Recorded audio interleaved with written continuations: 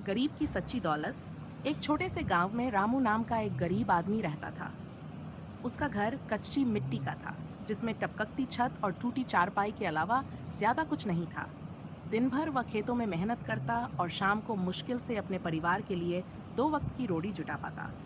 रामू गरीब था, लेकिन उसका दिल बहुत अमीर था। गांव में कोई भी परेशान होता तो सबसे पहले वही मदद को खड़ा हो जाता। अगर किसी के घर खाने को चावल न हो तो अपनी थाली बांट देता। अगर किसी के पास पहनने को कपड़ा न हो तो अपनी पुरानी धोती भी दे देता। उसकी पत्नी अक्सर कहती, रामू, हम खुद इतने गरीब हैं, फिर क्यों दूसरों की मदद करते हो?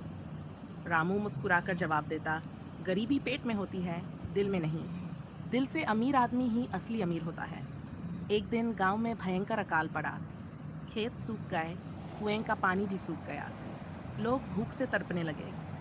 गांव के अमीर लोग अपने घरों में अन्न छिपाकर रखते थे और जरूरतमंदों से मुंह फेर लेते थे।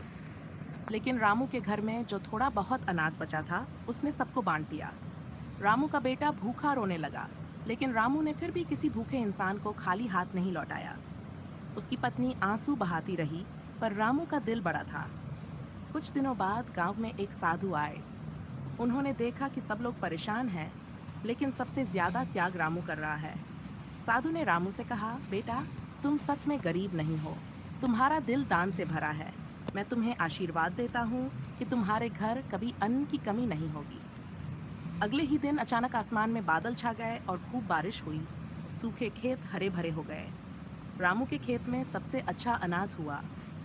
पूरे गांव में चर्चा होने लगी कि रामू सच में भगवान का प्यारा है।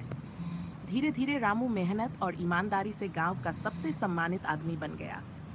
अमीरों के पास धन था, लेकिन गरीबों के दिल में रामू के लिए दुआएं थीं। रामू ने सबको ये सिखा दिया कि सच्ची दौलत धन नहीं होती, बल्कि इंसान का चरित्र, उसका बड़ा दिल और दूसरों की मदद करने की भावना ही असली अमीरी है। सीख: गरीब होना गुनाह नहीं है, बल्कि गरीब होकर भी दूसरों की मदद करना सबसे बड़ी नेकी है। असली अमीरी पैसे में नहीं, बल्कि दिल की नेकी में होती है।